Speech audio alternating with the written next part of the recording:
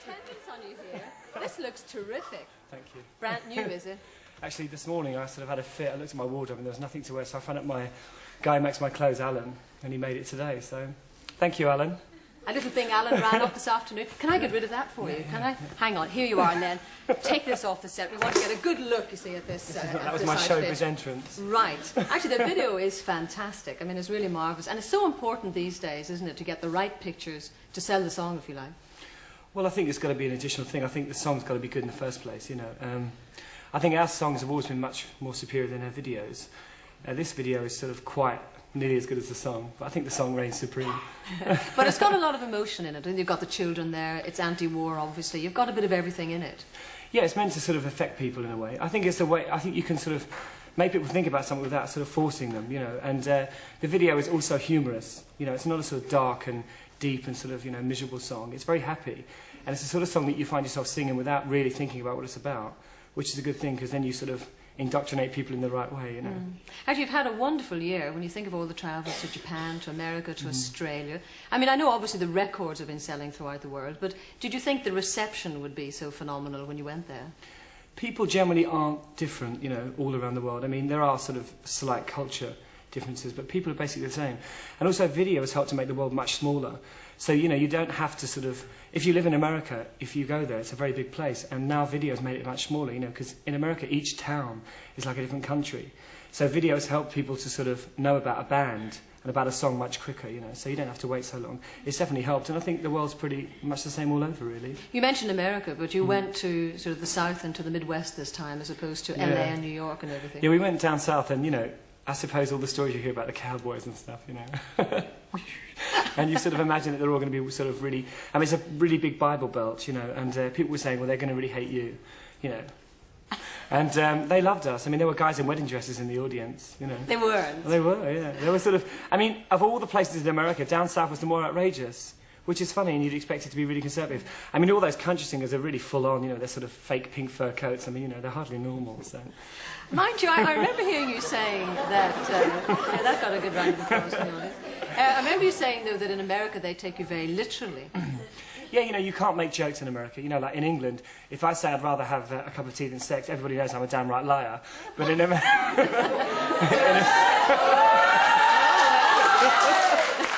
But in America, you get taken really literally. You know, people say, "You really, you know, how much tea do you drink?" You know, and, they start sort of rushing out and buying the brand, you know, hoping it's going to sort of, you know, make them change their lives. And there's a few things like the Grammy Awards last year. I got really fed up with the sort of formality of the whole thing.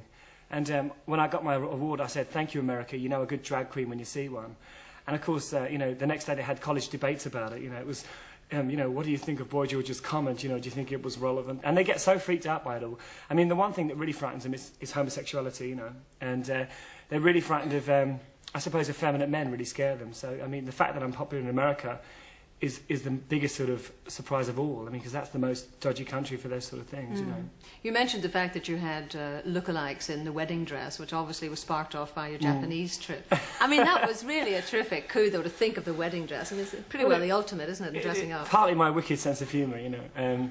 And that it's nice to sort of confront all those rituals that society sort of forces us to take part in.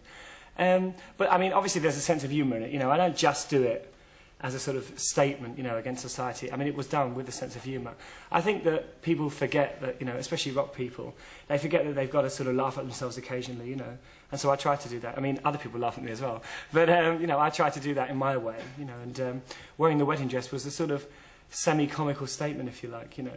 It was, I can do it as well, you know. Yeah. Although in some ways, I imagine that you're always having to look for a slightly different angle or something slightly more outrageous to dress up in, or a new look. I mean, it's like you've gone from one set of hair to blonde to red. I mean, it's always a new image. You're changing all the time. Yeah, well, you have to dye your hair blonde to get it red, you know. Oh. So, you know, a lot of the people at Fleet Street missed out on that little detail. But I don't think that, you know, last year I found myself in a situation where I was putting on sort of the dreadlock hat look, and it was like a ritual. I would get up in the morning and I would be sort of pandering to the public in a way. And I think the reason I was popular in the first place was because I was so full on, you know, and such a shriek.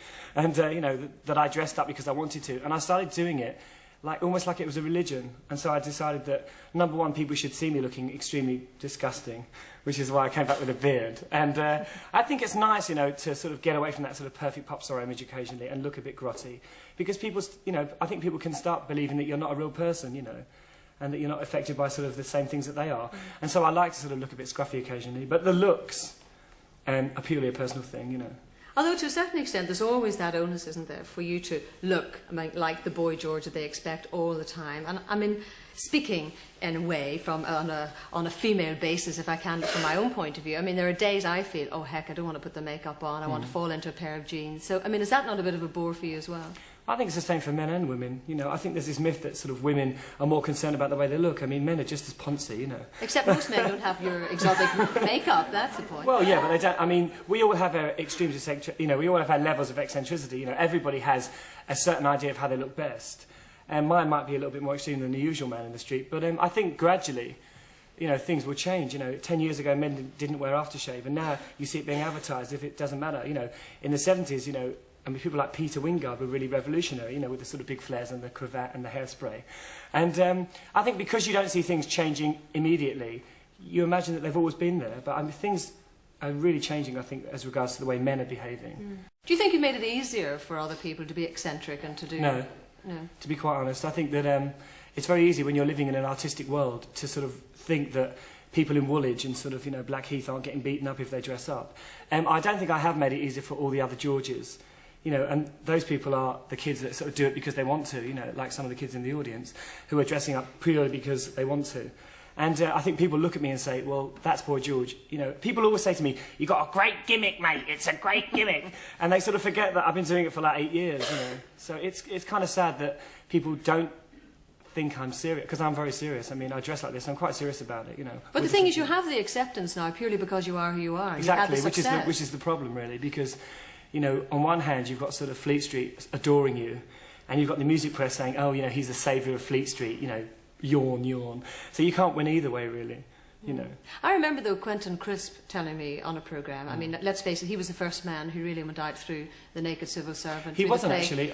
Well, I mean, for the mass audience, because, okay. I mean, he was saying that he now lives in New York, and in fact, since you became popular in New York, he doesn't get jibed at so much because he was always regarded as being very eccentric. You see, I think that because in the times of Quentin Crisp there was no media as such, you know, now if you're sort of a young person and you dress up, there is a chance that you might appear in the Daily Mirror, you know, or something, you know, under sort of odd new cult. But in the days of Quentin Crisp, people really wanted to forget about it. It was like, push it to one side and it sort of, we won't have to think about it.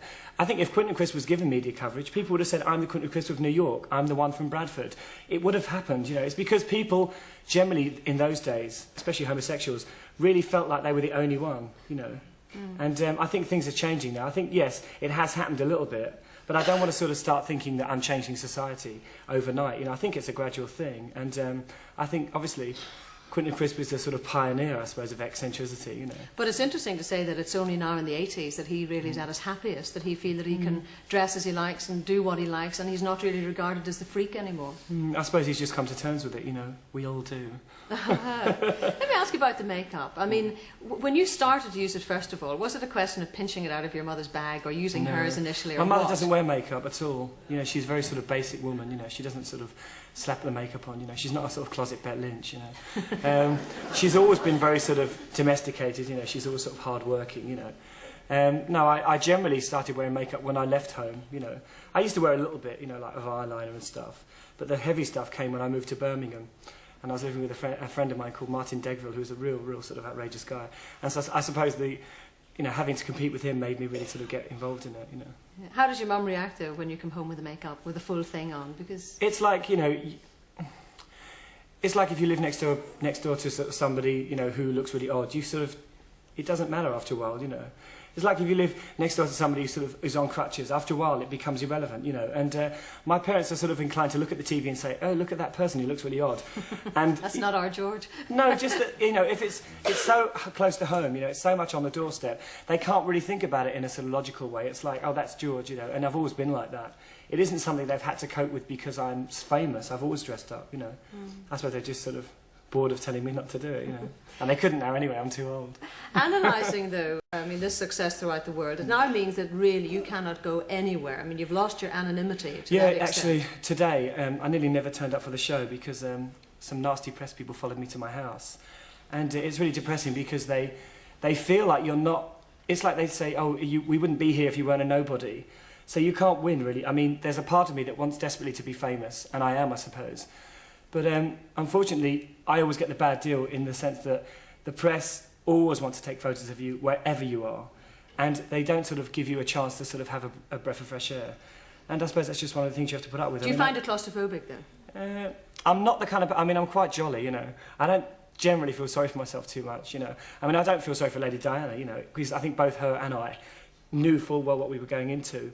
And I suppose we just have to live with it, you know. Does Charles know about this? Just that, you know, oh, sorry, I know what you mean. Oh, no, no.